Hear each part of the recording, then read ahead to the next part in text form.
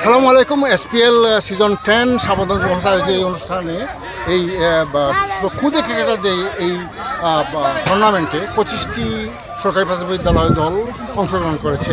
এই সব 25টি দলকে স্পন্সর করেছেন আমাদের রেমিটেন্স যোদ্ধা, ইউকে প্রবাসী এবং ইউএসএ প্রবাসী এরা।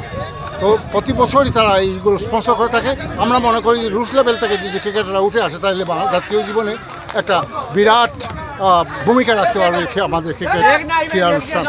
যাই হোক, আমি আশা করি দর্শকবৃন্দ সবাই আপনারা দোয়া রাখবেন সাবধান যুব সংস্থার জন্য এবং এসপিএলের জন্য।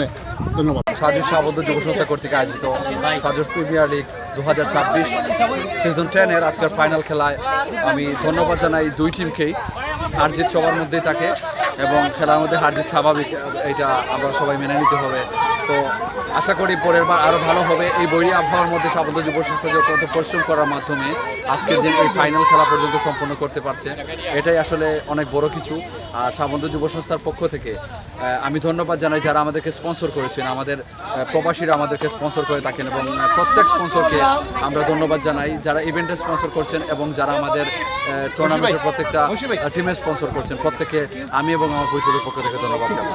আমাদের এলাকার প্রবাসীবৃন্দ যারা বিভিন্ন দেশে প্রবাস করে থাকেন এবং স্কুলের শিক্ষক এবং কোচবৃন্দ যারা আমাদের এই এসপিএল টুর্নামেন্টকে সহযোগিতা করে আছেন। আমাদের মূল উদ্দেশ্য হচ্ছে একদম কুদে ক্রিকেটারকে বের করা। আমরা এসপিএল থেকে আমরা যারা পরবর্তীতে তারা ইউনিয়ন টিমে খেলে, ইউনিয়ন থেকে আমাদের জেলা পর্যায়ে আমাদের এই এসপিএলের প্লেয়াররা খেলে থাকে। আমাদের প্রতিটি টুর্নামেন্ট বা প্রতিটি সাজুসের সাবধান প্রতিটি প্রজেক্টের এক একটা উদ্দেশ্য থাকে। আমাদের উদ্দেশ্য হচ্ছে একদম কুদে থেকে ক্রিকেটার বের করে নিয়ে আসা। তারপর আমরা কিছুদিন আগে আমরা আন্তঃওয়ার্ড করে আছি, এই এসপিএলের প্লেয়ার আবার আন্তঃওয়ার্ডে খেলে থাকে। আমাদের কোনো আন্তঃওয়ার্ড থেকে আবার আমরা ইউনিয়ন একটা টিম করেছি, সেখানে খেলবে।